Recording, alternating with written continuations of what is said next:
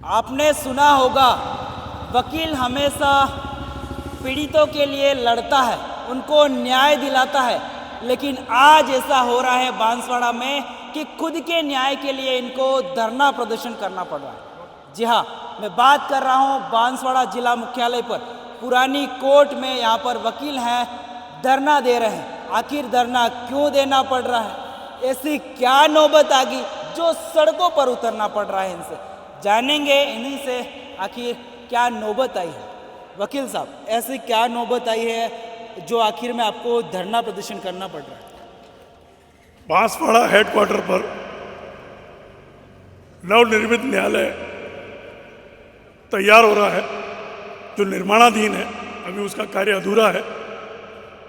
उस न्यायालय परिसर में अधिवक्ताओं के लिए कोई मूलभूत सुविधा नहीं है और ना ही चैम्बर्स है, बैठने की व्यवस्था भी नहीं, सिर ढकने के लिए छत भी नहीं। मूलभूत सुविधाओं में यूरिनल, पानी पीने की व्यवस्था और महिला अधिवक्ताओं के लिए भी कोई व्यवस्था नहीं होने पर भी हमारे सीजीआर साहब को खुश करने के लिए, जिनका 27 सितंबर को रिटायरमेंट है, उनकी पट्टिका लगाने के लिए यहाँ के जिला न्यायाधीश महोदय अपनी हठधर्मिता से अधिवक्ताओं और यहाँ की जनता के हितों को नजरअंदाज करते हुए इतनी असुविधाएं होने के बावजूद भी श्राद्ध पक्ष में, जो कि हमारे यहाँ बहुत माना जाता है कि श्राद्ध पक्ष में कोई मुहूर्त नहीं होते, फिर भी चाटुकारिता में उस नवनिर्मित न्यायालय परिसर का उद्घाटन 14 सितंबर को करवाना चाहते हैं, जो डेट फिक्स हो गई है। हम पहले भी आंदोलन थे कि हमें चैम्बर दिए जाएं, लेकिन उसके पहले हमारी 4-5 बार वार्ताएं हुई, डीजे के माध्यम से, इंस्पेक्टिंग जज के माध्यम से। हम लोग वार्ता में सम्मिलित भी हुए, हमें आश्वासन भी दिए गए, लेकिन हमारे साथ धोखा हुआ। हमारी किसी भी बात को नज़रअंदाज किया गया। इसलिए मजबूर में एक लोकतांत्रिक तरीके से अधिवक्ताओं ने अपनी बात कहने के लिए ये अनशन का रास्ता अपनाया, आंदोलन का रास्ता अपनाया, जो अभी एक दिन का है, कल से अनिश्चितकालीन भी हो सकता है। अच्छा, क्या लगता है बिना वकीलों के कोर्ट चल सकता है क्या? अधिवक्ता ऑफिसर ऑफ द कोर्ट कहलाता है। जब तक अधिवक्ता कोर्ट में, न्यायालय में पैरवी नहीं करेगा, कोई भी जज निर्णय नहीं लिख सकता, फाइल को आगे नहीं बढ़ा सकता। इसके बावजूद भी माननीय उच्चतम न्यायालय ने भी अपने कई निर्णयों में ये कहा है कि जहां भी न्यायालय स्थापित होंगी वहां पर अधिवक्ताओं की मूलभूत व्यवस्थाओं का पहले ध्यान दिया जाएगा, क्योंकि वो पैरोकार होता है, वो जनता की बात को रखता है, क्लाइंट की बात को रखता है, उसे सुविधा चाहिए, क्योंकि ये मानसिक रूप से जुड़ा हुआ व्यवसाय है। ऐसी स्थिति में सीजीआर से लेके, इंस्पेक्टिंग जज से लेके डीजे तक हमारी सारे हितों को नजरअंदाज कर रहे हैं, हमारी बातों को ठुकरा रहे हैं। इसलिए हम इस आंदोलन को करेंगे। अधिवक्ता नहीं जाएगा तो कोई भी न्यायालय नहीं चल सकती, ये बात तय है। वहाँ पर बैठने की आपको व्यवस्था नहीं कर रखी, तो किन किन परेशानियों का सामना आपको करना पड़ सकता है?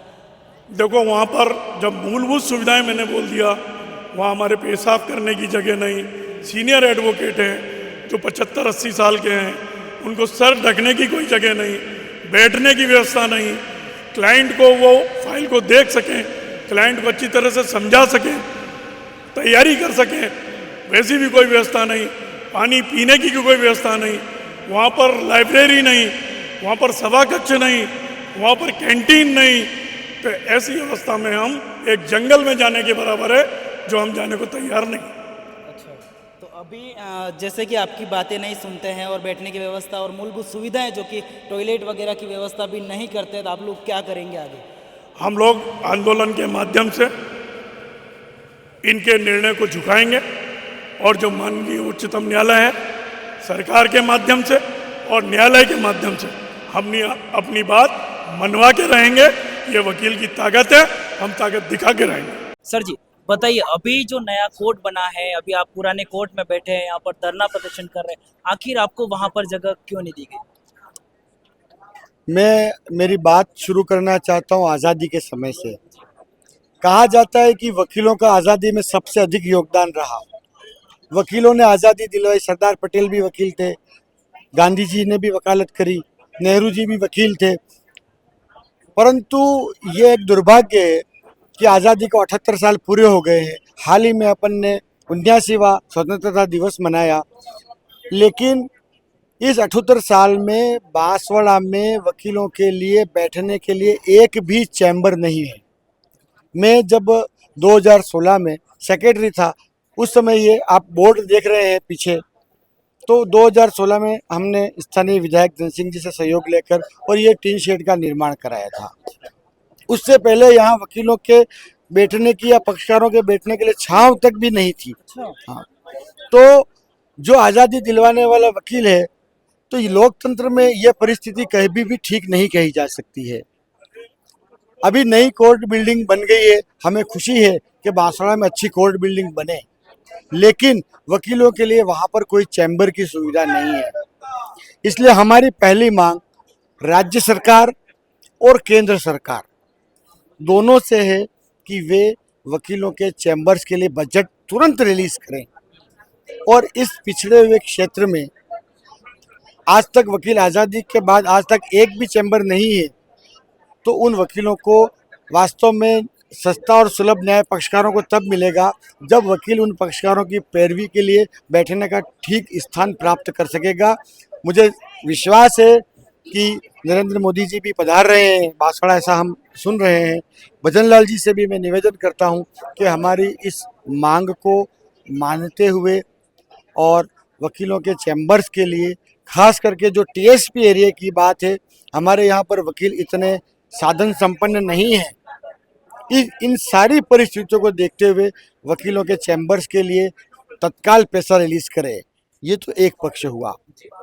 दूसरा पक्ष, मैं न्यायपालिका से भी एक निवेदन करना चाहता हूँ कि वकीलों के चैम्बर्स बने बिना न्यायालय वहाँ स्थानांतरित ना किए जाएं। तो आपने सुना, जैसा कि बताया, करोड़ों का कोर्ट है जो बनकर तैयार हो जाता है बांसवाड़ा में, लेकिन वहाँ पर जो वकील है, रीढ़ की हड्डी भी बोल सकते हैं आप, क्योंकि जो पीड़ित आते हैं उनको न्याय दिलाने के लिए लड़ते हैं, लेकिन उन्हीं के बैठने के लिए व्यवस्था नहीं है, टॉयलेट करने की व्यवस्था नहीं। सोचिए आप, और इस पर आप क्या सोचते हैं कमेंट में अपनी राय ज़रूर दें, और इनके न्याय के लिए वीडियो को ज़्यादा से ज़्यादा शेयर करिए। मैं प्रवीण डोडियार, दिखते रहे भारत की आवाज़। नमस्कार।